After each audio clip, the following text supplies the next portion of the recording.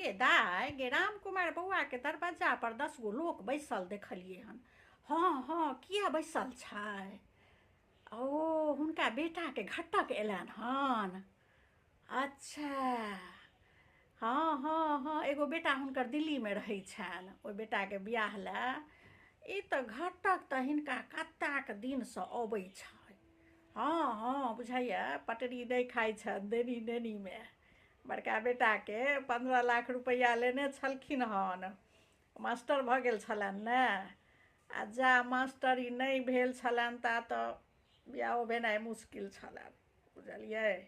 आ जहन मास्टरी भऽ गेलनि हन तहन ओहि बेटाके 15 लाख रुपया लऽ कऽ बियाह केने छलखिन हन। अरे सरकारी नौकरीके वैल्यू छै अपना उम्हर।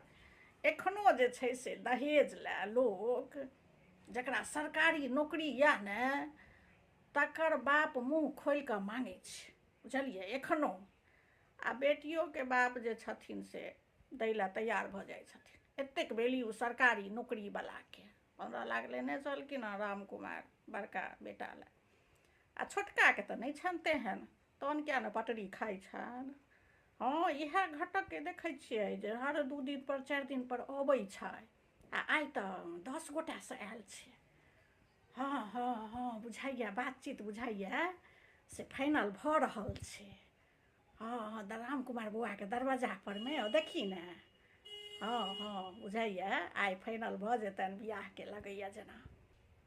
नहीं नहीं फाइनल भेलनि हन, ओ ठीके घटक छियै हुनका छोटका बेटाके जे दिल्लीमे रहै छथिन हुनका घटक आयल छै। आ ई बेटीके पिता जे छथिन 10 दिनसँ दौड़ै छथिन, लेकिन देनी नेनीमे नहीं पटरी, आइयो पटरी नहीं खेलकनि हन। काकी कहै छलै हन, हाँ बड़की काकीसँ पुछलियै है, हुनके लग बैसल छलियै तऽ वएह कहै छलखिन हन जे ततेक ने दहेज मांगि रहल छथिन जे नहीं पटरी खेलकै। आ बेचारा लड़कीवला मुँह लटका कऽ आब जायवला छथिन। हाँ नहीं भेलै बातचीत नहीं बनलै। ततेक हुनकर तान देने छलखिन हन जे मने पाइ कौड़ीके लऽ कऽ आब एगो बेटामे भेट गेल छनि तऽ मोन चसकल छनि ने, ताहि दुआरे नहीं पटरी खेलकै। ओ बेचारा कतेक लड़कीवला आइ 10 दिनसँ दौड़ै छलै हन।